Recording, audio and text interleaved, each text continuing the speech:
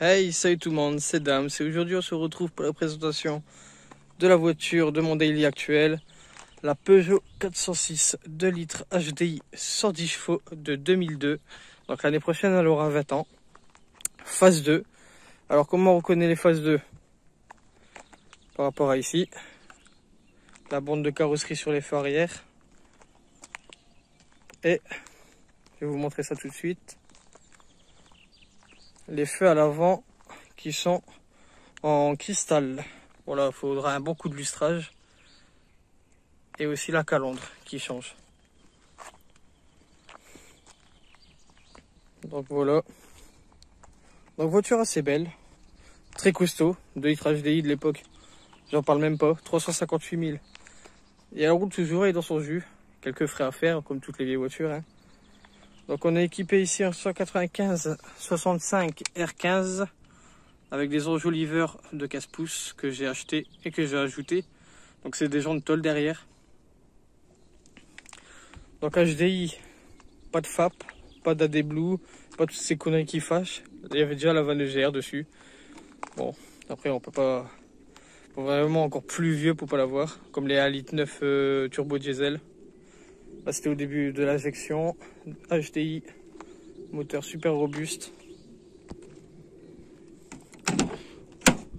Donc l'intérieur, 4 électrique. Avec petit vide-poche. En bon plastique dur. Donc normalement il y avait sûrement une lumière sur les panneaux de porte qui étaient mis sur le véhicule d'origine, je pense. Parce que là c'est pas les panneaux de porte de ce véhicule là. Je vais vous dire tout de suite pourquoi. Donc panneau de porte simili-cuir avec surpiqûre blanc. Et après on se retrouve avec un intérieur tissu. Donc intérieur qui a très mal vieilli de mon côté. Que ça soit au niveau de la banquette. Au niveau du volant qui est très frité. Du repose-pied qui a pris un sacré coup dans sa gueule. Et de la moquette qui a un trou de mon côté. Donc boîte manuelle, donc équipée de 3 pédales. Ici on a le compteur, tout ce qui est tableau de bord. Alors gasoil, tour minute, tout ce qui est affichement des kilomètres, kilomètres total, kilomètres depuis le plein, etc. Vitesse et liquide de refroidissement.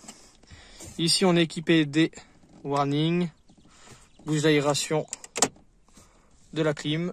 Tout ce qui est information sur le véhicule, kilomètre total, etc. Autonomie totale, etc. Tout ce qui est information sur la clim. Petite autoradio ajout de ma part. C'est plus l'autoradio d'origine. Donc ensuite, petite boîte manuelle 5 rapports. Avec frein à main manuel. Petit allume-cigare. Des porte-gobelets. On-off pour l'airbag passager quand vous avez un bébé dans un siège auto. Un coudoir individuel à chaque banquette, pas un coudoir central. Donc ça c'est plutôt bien. Tac. Tac. Donc il n'y a que de mon côté que ça a mal vieilli. le côté le plus utilisé, j'ai envie de dire. Tableau de bord, on est équipé noir moussé, plastique dur couleur blanche, donc de teinte noir blanche avec imitation boiserie. Donc ce véhicule là, on est équipé des essuie-glaces auto, des feux auto. Bah là essuie-glace auto et là feu auto, je me suis gouré de sens. Trappe à gasoil. Donc les banquettes sont réglables manuellement. Ensuite on a tout ce qui est rétroviseur au milieu. Tout ce qui est... Ah ouais, là c'est le ciel de temps qui se décolle. Pare-soleil avec miroir de courtoisie. Au centre on a une petite lumière.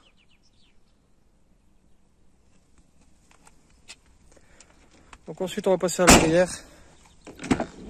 À l'arrière, intérieur toujours cuir au niveau des portes, avec imitation toujours boiserie. Vitre électrique à l'arrière. Petit vide-poche, vraiment minuscule, hein, on peut pas mettre grand chose. Ensuite vous pouvez voir là, moquette impeccable à l'arrière, comme le côté passager aussi à l'avant. Donc là des rangements dans les banquettes. Là petite trappe pour les fumeurs.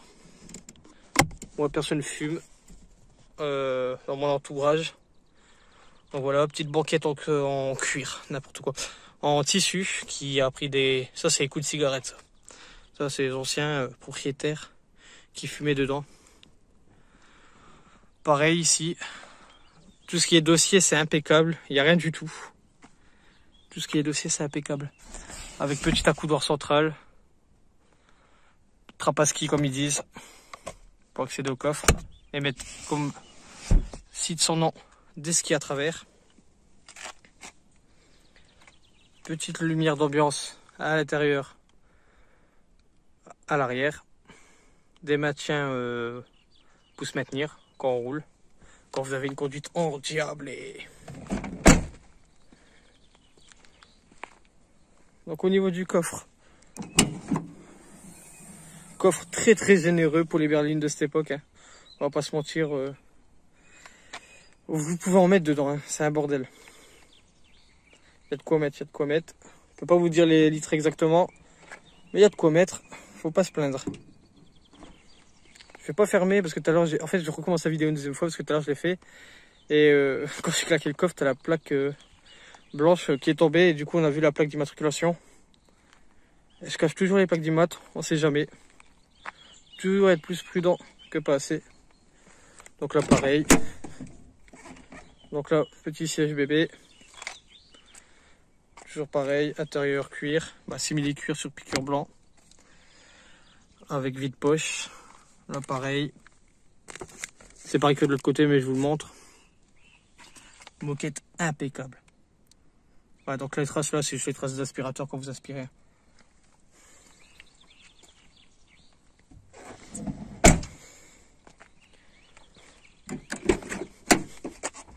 Pareil.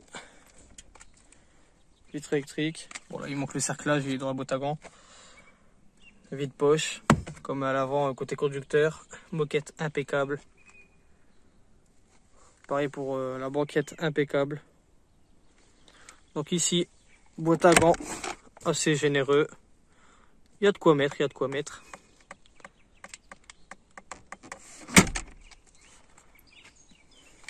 Donc boîte manuelle 5 rapports, 2 litres HDI sur 10.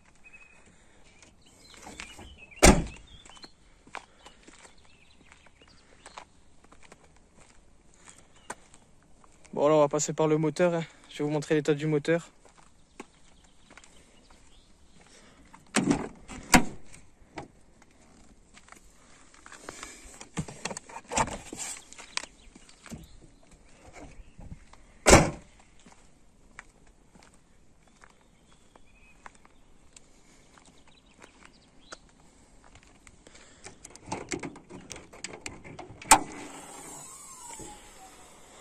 Voilà le moteur, les 2 litres HDI, le début du HDI.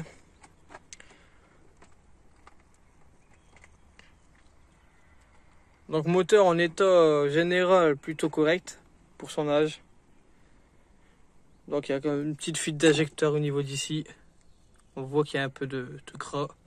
Et une fois, je voyais quand j'avais fait beaucoup de route, j'avais fait 2 heures de route alors qu'à 358 000, ça sortait un peu des injecteurs du numéro 1 et 4. Les deux au milieu, ils fuient pas.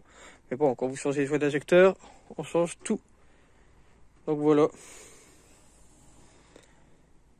Pas déçu. Franchement, je suis pas déçu. C'est une voiture de dépannage que j'ai achetée. Et pourquoi pas faire peut-être un petit projet de restauration dessus quand même. Parce que après je l'ai acheté 600 €. Avec la carte grise 142 €. Donc ça fait 742. Donc là, j'ai déjà changé les pneus à l'arrière. J'ai mis des enjoliveurs. L'allume-cigare, j'ai dû en rassaler un parce qu'il était mort. Qu'est-ce que j'ai encore fait d'autre? Pas pour l'instant, rien d'autre. J'ai juste refait ça. Il y a quand même quelques frais à faire. Je sais pas si ça vous intéresserait que je fais d'autres vidéos où je filme ce que je fais comme restauration dessus. Est-ce que je la restaure ou est-ce que je roule comme ça parce que je sais que c'est des moteurs robustes, donc pourquoi pas essayer de la restaurer, ou je roule comme ça 2 ans parce que je sais pas. Franchement, dites-moi en commentaire ce que vous en pensez. Si vous aimeriez que j'essaye un petit projet de restauration dessus. Il y a quand même quelques frais à faire, hein. En garage, c'est sûr que vous la réparez, ça sert à rien, ça sera plus que le prix de l'achat.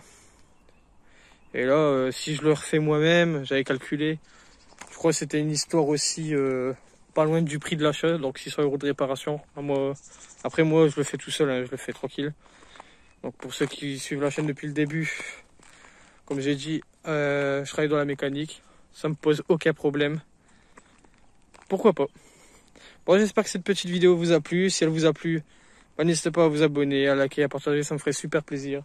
N'hésitez pas à mettre en commentaire si ça vous intéresse un projet restauration 406 ou si juste je roule comme ça pendant 2 ans et dans 2 ans je la jette.